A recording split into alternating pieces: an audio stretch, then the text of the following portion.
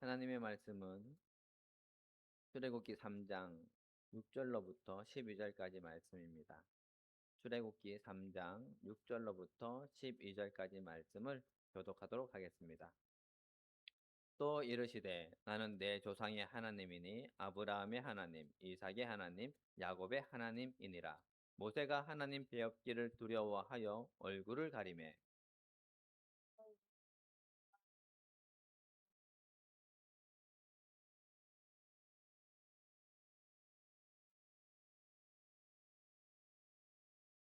내가 내려가서 그들을 애굽인의 손에서 건져내고 그들을 그 땅에서 인도하여 아름답고 광대한 땅, 젖과 꿀이 흐르는 땅, 곧 가나안 족속, 헷 족속, 아모리 족속, 브리스 족속, 히위 족속, 여부스 족속의 지방에 데려가려 하노라.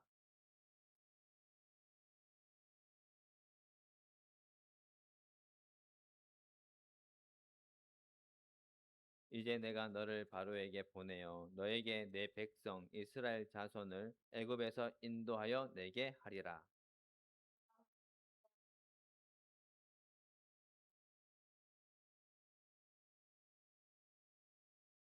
같이 읽겠습니다. 하나님이 이르시되 내가 반드시 너와 함께 있으리라. 내가 그 백성을 애굽에서 인도하여 낸 후에 너희가 이 산에서 하나님을 섬기리니 이것이 내가 너를 보낸 증거니라. 아멘. 오늘 설교의 제목을 같이 한번 읽어보겠습니다. 추상적이지 않으신 하나님. 한 번 더 크게 읽으시겠습니다. 추상적이지 않으신 하나님. 몇 달 전에 우리 교회 그 입간판, 그 돌로 된 간판 앞에 전동 킥보드하고 전기 자전거가 있어서 조금 애를 먹은 적이 있었죠. 그래서 한 달 동안 계속해서 그 자리에 똑같이 전동 킥보드하고 전기 자전거가 주차되어 있었어요. 가만히 보니까 그 이웃집에 사는 어떤 남자분이셨는데 자신이 출퇴근하면서 거기다가 주차를 해놓았던 것으로 나중에는 알려졌는데요. 그래서 이제 집사람이 그 표지판에다가 어, 어, 주차 금지, 그 전동 킥보드나 그 전기자동차 주차 금지라고 표지판을 하니까 그 사람이 이제 다른 곳에 주차를 했었던 그런 해프닝이 있었죠. 그런데 제가 그 한 달 동안에 얼마나 마음이 힘들었는지 몰라요. 왜냐하면 교회 입간판을 앞에 딱 버젓하게 주차되어 있으니까 오고 가는 사람들이 다 있는데 보기도 하고 또 번거롭기도 하고 어, 보기가 안 좋으니까 저랑 집사람이 몇 번이고 그것을 저기 옆에 있는 공중에다 옮겨 놓기를 몇 번이고 반복을 했었거든요. 나중에는 이제 스트레스가 되게 되어지는 거예요. 그래서 그 사람들을 만나보려고 했지만 만나지를 못했고, 그래서 이 전동 킥보드와 자전거를 대여하는 업체에다가 여기다가 좀 대여지지 말라고 좀 이렇게 해달라고 문의를 하기 위해서 전화를 했었어요. 근데 전화를 하니까 자꾸 그 기계 음성이 들리는 거예요. 그리고 또 그 AI 챗봇으로 자꾸 이렇게 문의를 하게 만드는 거예요. 저는 지금 이 불편함을 그 상담원에게 호소를 하고 싶고, 그리고 어떻게 대책이 마련될 것인지를 알고 싶은데, 그 대답은 하지 않고, 최대한으로 잘 해결하겠습니다. 라는 그런 어떤 반복적인 대화만 나오는 거예요. 그래서 끝까지 노력해가지고 결국은 상담원하고 연결을 했죠. 연결해서 계속해서 지금 한 달여 동안에 우리 앞에 주차를 하고 있는데, 이것을 좀 이렇게 못하게 해달라라고 했더니 그 상담원이 하시는 얘기가 그러면 자신의 기술팀에게 전달하겠다라고 얘기했어요. 근데 그 뒤로도 여전히 거기에 주차가 되어져 있는 거예요. 그래서 아까도 얘기했듯이 결국은 집사람이 전기 자전거 그리고 전동 킥보드 여기 주차하지 말아 달라고 그렇게 주차 금지 표지판을 이렇게 딱 세웠더니 그 분이 그걸 보시고 다른 데다가 주차를 하게 되어진 거지요. 이런 일들이 요즘 우리 생활에 일상적으로 일어나는 것 같아요. 어떤 문제가 생겨서 핸드폰이 고장이 났거나, 가전제품이 고장이 났거나, 이럴 때에 우리는 상담원 그 전화를 한단 말이죠. 옛날에는 상담원이 받았어요. 사람이 받았어요. 근데 요즘에는요. 초고도화된 AI 고객센터에서 AI가 받는 거예요. 그리고 또 우리는 그로 인해서 내 마음을 상했던 마음을 표현할 길이 없는 소통의 단절감을 느끼고 살아간다라는 거지요. AI는요. 절대 화를 내지 않습니다. 그죠? 화를 내지 않아요. 아주 정중하고 완벽한 문장으로 고객님의 불편에 깊이 공감합니다. 최선을 다해 신속하게 해결을 돕겠습니다라는 멘트를 해요. 하지만 여러분, 그 AI 기계 음성의 그 완벽한 문장에서 여러분 위로를 받습니까? 아, 완벽하게 해결해 주겠구나. 신뢰가 갑니까? 안 간다라는 거예요. 오히려 답답함을 느껴요. 분노가 치밀어 올라요. 화가 날 때가 있어요. 제가 조금 전에 키보드 때문에 그 상담반을 굳이 찾아서 그분에게 문의했던 것처럼 답답함을 느끼기 때문이라는 거죠. 소통의 단단함을 느끼는 거예요. 왜 그럴까요? 기계가 쏟아내는 그 매끄러운 말들 속에는요, 어떠한 물리적인 체험도 내 문제를 당장 해줄 수 있는 구체적인 책임감도, 그리고 내 아픔에 함께 떨려오는 실제적인 감정도 없는 철저히 추상적인 텍스트에 불과하기 때문입니다. 우리는 일상에서 추상적이라는 말을 아주 종종 사용하지요. 한자로 추는 복잡한 것들 속에서 어떤 속성만 뽑아낸다는 뜻이고요. 상은 모양이나 형태를 의미합니다. 즉, 땀냄새 나고 눈물을 흘리는 구체적인 삶의 맥락은 다 잘라내 버리고 머릿속에 있는 관념이나 생각들, 차가운 논리로만 둥둥 떠다니는 상태를 가리킨다라는 거예요.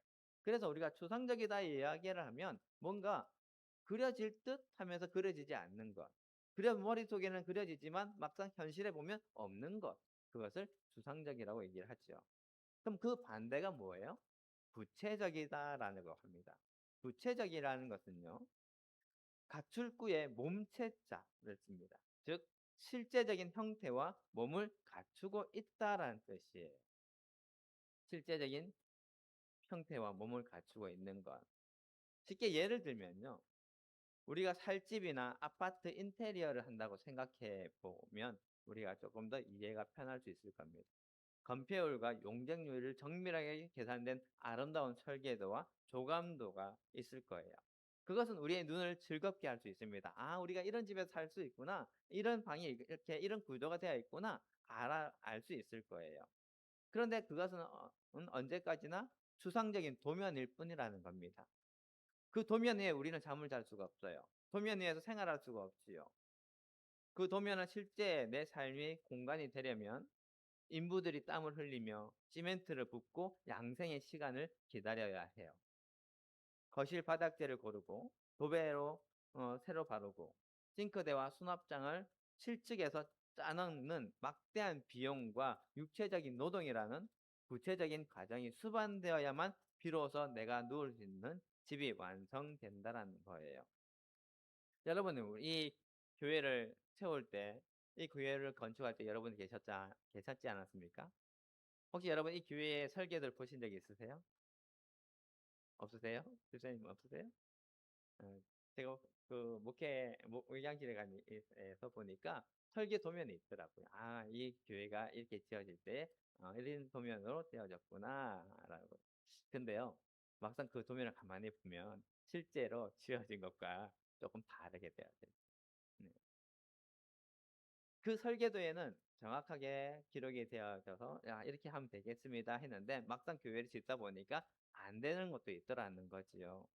그래서 그런 부분들이 다시 수정되어져서 지어진 것이 바로 이 건물입니다. 그런데 이 건물을 지을 때에 여러분 얼마나 수고 많으셨어요. 땅을 기초를 다질 때에 실제로 여러분도 시멘트 작업도 하고 철근도 작업도 하고 그런 여러 가지 일들로 교회를 도왔잖아요. 그렇게 세워진 건물이 바로 우리 명지교회죠. 그러니까 그렇게 명지교회에 여러분의 피와 땀과 노력들이 스며져서 만들어졌으니까 지금 이 자리에 앉아 있는 거예요. 그래서 우리는 이 교회를 구체적으로 보고 있는 거지요. 오늘날 우리는 설계도처럼 거창하고 추상적인 일만 넘쳐나는 세상에서 살고 있습니다. 정치인들은 선거 때마다 정의, 평화, 상생이라는 추상적인 단어를 쏟아내지만 서민들의 삶은 팍팍하고 힘들고 어렵습니다. 껍데기뿐인 추상적인 말에 지친 사람들은 이제 몸을 잊고 다가오는 구체적인 행동, 내 삶의 문제를 짚어내는 구체적인 사랑에 뼈저리게 목말라 하고 있다는 거예요. 그렇다면 우리의 신앙은 어떻습니까? 우리가 믿고 예배하는 하나님은 과연 어떤 분이십니까? 어쩌면 우리도 모르는 사이에 하나님을 저 높은 하늘 위에서 거룩한 우주 원리로만 존재하는 추상적인 설계도처럼 믿고 있지는 않으십니까? 하나님은 나를 사랑하신다라는 그 위대한 선언이 그저 신학책에 적힌 건조한 문장처럼 멀게만 느껴지지 않으십니까? 오늘 본문을 통해서 흙먼지 날리는 광야에서 모세가 만난 하나님이 얼마나 구체적이고 실제적인 분이신지 깊이 깨닫는 시간이 되시기를 간절히 소망합니다. 우리가 읽은 본문에서 모세가 바라보았던 이집트의 현실은 압도적이었어요. 태양신 나를 비롯해서 이집트의 신들은 웅장한 피라미드와 화려한 신전 깊숙한 곳에 안치된 거대한 추상적인 권력이었어요. 백성들은 그들은 백성들의 삶에 공감하지 않았지요. 제사장들의 고상하고 철학적인 찬양 속에 갇혀 있었습니다. 권력자들은 그 신의 이름을 빌려서 노예들을 착취하는 구체적인 폭력을 행사했어요. 당시 히브리 노예들은 채찍에 맞으며 떼아볕 아래에서 벽돌을 굽고 있었습니다. 그 끔찍한 고통의 현장 속에서 신전 안에 갇혀 있는 추상적인 신들은 그들에게 아무런 쓸모가 없었지요. 인간의 일이라는 것은 본질적으로 이토록 척박하고 물리적인 일입니다. 그런데 재밌는 사실은요. 정작 우리 인간들은 극심한 고난과 마주할 때에 자꾸만 추상적인 언어 뒤로 숨으려고 한다는 거예요. 왜 우리는 추상적일 수밖에 없을까요? 그것은 우리에게 고통을 해결할 능력이 없었기 때문입니다. 누군가가 암 선고를 받고 삶이 무너졌을 때에 혹은 파산의 위기 앞에 눈물을 짓고 있을 때에 우리는 형제님, 자매님, 성도님, 마음으로 함께하겠습니다. 당신을 위해 기도하겠습니다. 라고 말합니다. 물론 그 말이 거짓은 아니지요. 성도 간에 교제하면서 그 마음에 애틋한 마음이 있고 그리고 불쌍하고 긍휼한 마음이 있어서 기도하겠습니다. 라고 합니다. 하지만 그 안에 내면에는요. 어떤 마음이 있냐면 나는 그 암세포를 해결할 수 있는 능력이 없습니다. 그리고 당신의 빚을 대신 갚아줄 수 있는 능력 또한 없습니다. 우리는 뼈아픈 나의 무능함과 한계를 덮기 위해서 이런 언어적인 추상적인 도구로 피신한다라는 거예요. 그 언어의 뒤에 우리는 어떻게 이야기하냐면 기도하겠습니다. 얘기한다는 거지요. 그러면서 그 책임을 어떻게 누구에게 넘겨요? 능력이 있으신 하나님께 의탁한다라는 거예요. 나는 할 수 없지만 하나님은 하실 수 있습니다. 그래서 기도하겠습니다라는 거야 되는 거예요. 근데 그 능력이 내 겁니까? 내 건 아니라는 거지요. 나는 없다라는 거죠. 내가 도와줄 수 없다라는 그 한계를 경험하고 있어서 언어로 바꾸어 버린다는 거죠. 그러나 하나님은 다르십니다. 조금 전에도 말씀드렸지만 우리가 의탁한 하나님은 능력이 있으신 분이시거든요. 해결할 수 있는 분이시에요. 한계가 없으신 전능자이기 때문에 추상적이거나 관념이나 듣기 좋은 철학 뒤에 숨으실 필요가 없으신 분이십니다. 그분은 당신이 창조하신 이 물리적인 우주와 인간의 피비린내 나는 역사 속에서 자신의 몸을 던져 직접 뚫고 들어오시는 분이십니다. 이 하나님의 놀라운 성품을 누구보다 깊이 통찰했던 유대계 신학자 아브람 헤셀은요. 그의 기념비적 저서 예언자들에서 하나님을 가리켜서 파토스 곧 정념의 하나님이라고 명명했습니다. 고대 그리스도 철학자들은 상상했던 완벽한 신들에 대해서 신은 감정도 없고 고통도 느끼지 않는 무감각한 상태에 있다라고 이야기를 했어요. 신의 감정을 느끼는 것 자체가 불완전함의 증거라고 믿었기 때문이지요. 하지만 하나님은 다릅니다. 하나님은 당신의 백성들이 겪는 불의와 고통 앞에서 함께 분노하시고 눈물을 흘리시며 애가 끓는 통증을 느끼시는 지극히 구체적이고 역동적인 파토스를 지니신 분이십니다. 떨기나무 불꽃 가운데 나타나신 하나님은요, 80세의 늙은 양치기 모세에게 자신을 이렇게 소개합니다. 나는 내 조상의 하나님이니 아브라함의 하나님, 이삭의 하나님, 야곱의 하나님이니라. 이 얼마나 가슴 벅찬 선언입니까? 하나님은 나는 우주의 제1원인이다. 나는 절대적 위대하다라고 고상하게 말씀하지 않으셨습니다. 아브라함, 이삭, 야곱이라는 흙먼지 묻은 이름들, 실수투성이에 속고 속이는 치열한 인생을 살았던 그 역사 속의 인물들과 함께 밥을 먹고 언약을 맺으며 그들의 거친 텐트 속에서 함께 뒹구셨던 관계와 역사 속에 구체적인 하나님으로 자신을 드러내신 것입니다. 이 구체적인 하나님의 결정판이 무엇입니까? 우리 같이 요한복음 1장 14절 말씀을 같이 읽어보겠습니다. 말씀이 육신이 되어 우리 가운데 거하심에 우리가 그의 영광을 보니 아버지의 독생자의 영광이요 은혜와 진리가 충만하더라. 아멘. 우주의 진리이자 추상적인 철학이었던 그 거대한 말씀이 직접 살과 피를 가진 구체적인 인간의 육신을 입고 우리 가운데 장막을 치셨습니다. 그래서 기독교는 뜬구름 잡는 관념의 종교가 아닙니다. 창조주가 피조물의 옷을 입고 온 우주 역사상 가장 구체적이고 땀냄새 나는 성육신으로 내려오신 진리입니다.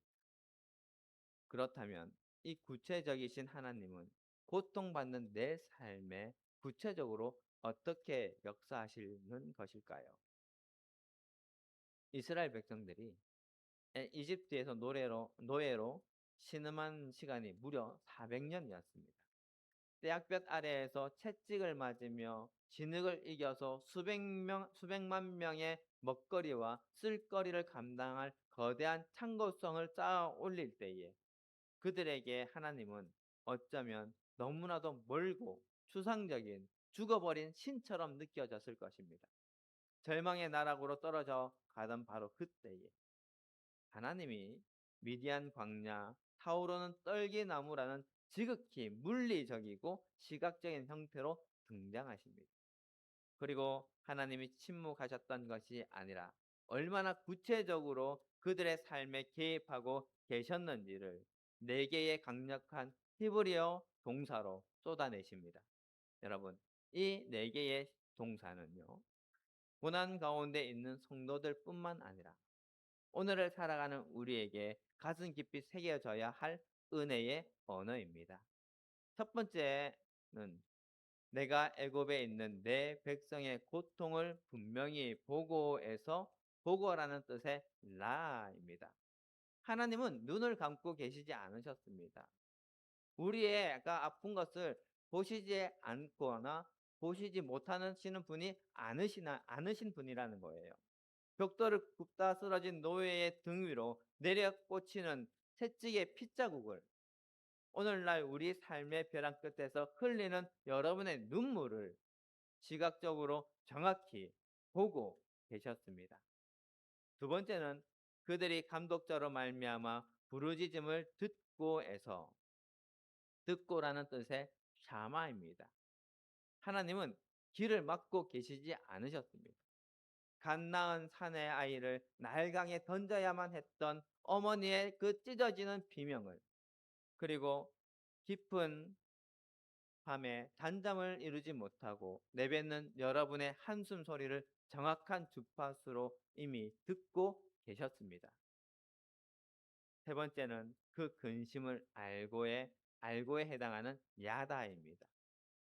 히브리어 야다는 책에서 읽어서 정보를 얻는 직접적인 알미 아닙니다. 부부가 숱한 세월을 부대끼며 서로의 연약함을 뼈저리게 겪어서 아는 깊고 경험적인 암입니다. 신약 시대의 헬라어 문헌들은 이러한 하나님의 마음을 표현할 때에 스플랑커 니조마이라는 단어를 썼습니다. 이는 단순히 뇌로 느끼는 가벼운 동정심이 아니라 자식이 아플 때에 부모의 내장이 뒤틀리고 창자가 끊어지는 듯한 극심한 신체적 고통을 뜻합니다. 하나님은 우리의 아픔을 차가운 통계 수치로 아는 것이 아닙니다. 우리의 살이 찢어지는 고통을 당신의 심장과 내장의 통증으로 함께 체휼하시며 구체적으로 아시는 분입니다. 불의의 사고로 25살 된 아들을 잃은 세계적인 철학자 니콜라스 월터 스토프는요, 그의 피 맺힌 책에서 이렇게 고백합니다. 자신을 위로하러 온 사람들이 이 모든 것이 하나님의 크신 계획 안에 있을 것입니다. 라는 추상적인 신학적 명제를 던질 때마다 가슴이 난도질 당한다고 말했습니다. 그는 진정한 위로는 우리 곁에 다가와서 묵묵하게 내 어깨를 안고 펑펑 울어주는 친구의 구체적인 체온뿐이었다라고 말합니다. 여러분, 우리 하나님이 바로 그런 분이십니다. 고통의 이유를 차갑게 설명하시는 분이 아니라 우리 곁에 쪼그리고 앉아서 창자가 끊어질 듯이 함께 우시며 우리의 근심을 뼛속 깊이 아시는 분이십니다.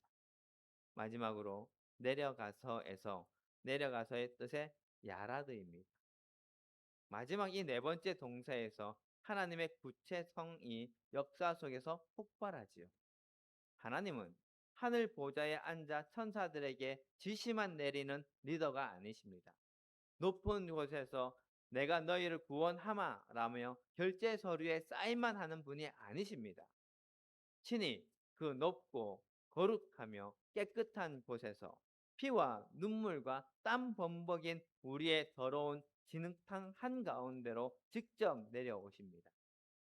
이렇게 하나님이 우리의 고통을 다 보시고 들으시고 아시고 직접 이 땅에 내려오셨습니다. 그렇다면 이제 무슨 일이 벌어져야 하겠습니까? 마블 영화에서 나오는 히어로처럼 하늘에서 벼락이 떨어져서 바로의 왕을 산산조각내고 홍해 바다가 순식간에 육지로 변하는 마법 같은 일들이 눈앞에 펼쳐져야 하지 않겠습니까? 하지만 놀랍게도 본문은 하나님의 구체적인 역사하심이 어떠한 방식으로 이루어지는지 그 무서운 진실을 우리에게 보여주고 있습니다. 이제 내가 너를 바로에게 보내어 너에게 내 백성 이스라엘 자손을 애굽에서 인도하여 내게 하리라. 가장 위대한 하나님의 구체성이 바로 여기에 있습니다. 하나님은 추상적이고 신비로운 기적이나 천군 천사라는 영적 존재를 앞세우지 않으셨습니다. 하나님이 초월적인 역사로 그렇게 바로에서 애굽에서 이스라엘 백성들 충분히 건져내실 수 있는 분이심에도 불구하고 하나님은 광야에서 양똥이나 치우며 40년을 허비한 사람, 권력에서 밀려나서 이제 나이가 80이 되어져 버린 노인, 바로 모세라는 구체적인 사람의 삶을 통해서 일하기로 결정하신 것입니다. 여러분, 세상을 바꾸는 진짜 위대한 유산은요, 결코 관념 속에서 이루어지지 않습니다. 세계적인 명문가이자 존경받는 기업 가문인 스웨덴 발렌베리의 가문이나 미국의 록펠러 가문의 역사를 들여다보십시오. 그들이 100년이 넘는 시간 동안 사회적 존경을 받을 수 있었던 이유는 단순히 은행 계좌에 수많은 부를 축적하고 있기 때문이 아니었습니다. 국가가 위기에 처했을 때에 재산을 털어서 기초 과학과 도서관에 투자를 하고 전쟁의 포화 속에서 목숨을 걸고 유대인들의 생명을 구출해낸 그들의 땀 흘리는 구체적인 실천과 윤리적 리더십이 있었기 때문이었습니다. 역사는 행동하는 사람들에 의해 기록됩니다. 마찬가지로 하나님은 모세를 부르신 후에 그의 마법의 지팡이를 새로 지어주지 않으셨습니다. 모세가 평생 의지하며 짚고 다녔던 그 낡고 냄새나는 마른 막대기를 사용하셨던 것입니다. 모세가 자신의 두 발로 걸어서 이집트에 들어가게 하셨고 바로 앞에서 피말리는 협상을 하게 하셨으며 끊임없이 불평하는 이스라엘 백성들의 비난을 온몸으로 받아내는 지도자의 십자가를 지게 하셨습니다.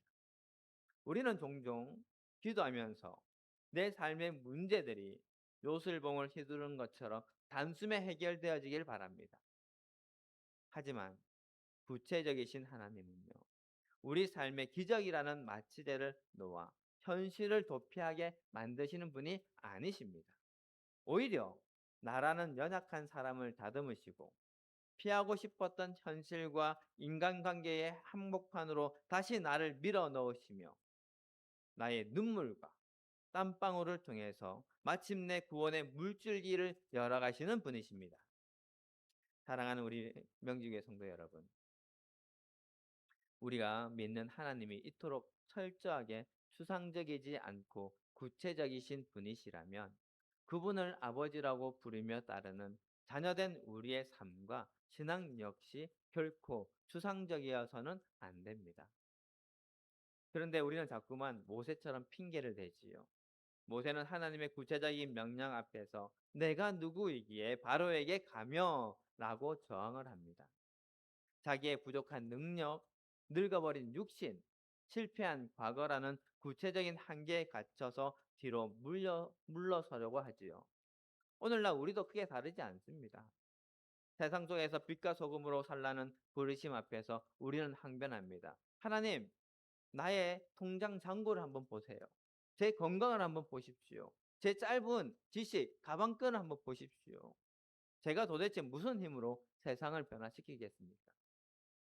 그러면서 우리는 기독교 신앙을 일주일에 한 번 드리는 예배당 안에의 거룩한 예식이나 머릿속에 신학적인 깨달음이라는 안전하고 추상적인 영역에 가두어 버리려고 안간 힘을 쓰고 있지요.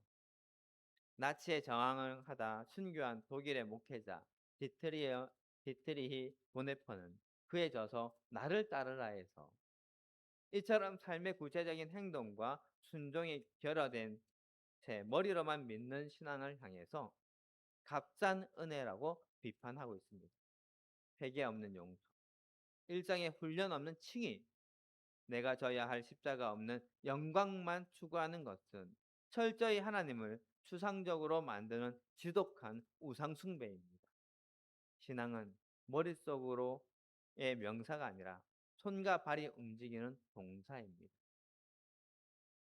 성경은 이 사실을 목받듯이 우리에게 선언하고 있습니다. 우리 같이 야고보서 2장 15절부터 17절 말씀을 읽어보겠습니다. 만일 형제나 자매가 헐벗고 일용할 양식이 없는데 너희 중에 누구든지 그에게 이르되 평안히 가라 덥게 하라 배부르게 하라 하며 그 몸에 쓸 것을 주지 아니하면 무슨 유익이 있으리요. 이와 같이 행함이 없는 믿음은 그 자체가 죽은 것이라. 아멘. 이어서 요한일서 3장 18절 말씀도 같이 한번 읽겠습니다. 자녀들아, 우리가 말과 혀로만 사랑하지 말고 행함과 진실함으로 하자. 아멘. 이제 우리는 결단해야 합니다. 우리의 혀끝에만 맴도는 추상적인 신앙을 끊어버리고 삶의 구체적인 현장 속으로 걸어 들어가야 합니다. 우리는 종종 예배당 안에서 용서와 화해라는 추상적인 은혜에 감격하며 눈물을 흘리지요. 그러나 진짜 신앙의 실력은 예배당 문을 나선 뒤에 나에게 상처를 준 사람의 얼굴을 마주했을 때 드러납니다. 미움과 억울함이 끓어오르는 그 순간에 속으로 삼키던 날선 비난의 말을 멈추고 먼저 다가가 밥 한 끼 먹자고 손을 내미는 작지만 그 무거운 행동 하나가 바로 구체적인 신앙입니다. 하나님의 영광이라는 거창하고 추상적인 목표를 핑계로 당장 내게 주어진 일상의 무게를 가볍게 여기지 마십시오. 위대한 사명은 저 멀리에 있지 않습니다. 오늘 하루 내게 맡겨진 고단한 업무를 정직하게 감당하는 것. 퇴근 후 피곤한 몸을 이끌고 가족의 이야기에 귀를 기울여 주는 것. 그리고 아무도 보지 않는 곳에서 내가 머문 자리를 깨끗하게 정리정돈하는 그 사소한 수고로움 속에 추상적이지 않으신 하나님이 함께 하십니다. 교회 공동체를 사랑하는 것도 마찬가지죠. 얼굴도 모르는 보편적인 교회를 사랑하거나 세계 평화를 위해 기도하는 것은 차라리 쉽습니다.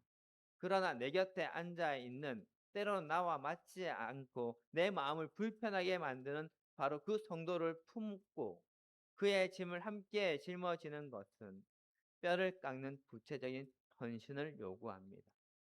우리의 기도 또한 바뀌어야 하지요. 두루뭉실하게 주님 다 알아서 해주옵소서라며 내 책임을 회피하는 추상적인 기도는 이제 멈추시기 바랍니다. 내 삶이 마주한 구체적인 아픔, 내 안에 도사리고 있는 치졸한 두려움과 욕심을 낱낱이 내어 놓으십시오. 그리고 오늘 당장 내가 휘둘러야 할 순정의 지팡이가 무엇인지, 내가 꺾어야 할 알량한 자존심이 무엇인지, 내가 당장 지갑을 열어서 섬겨야 할 구체적인 이웃은 누구인지 묻는 기도를 드리십시오. 모세가 내가 누구이기에 가리이까 라며 엎드릴 때에 하나님은 그의 약점을 분석하며 상담해 주지 않으셨습니다. 하나님은 이렇게 말씀하셨습니다. 하나님이 이르시되 내가 반드시 너와 함께 있으리라. 이 구체적이고 묵직한 약속 하나면 충분합니다.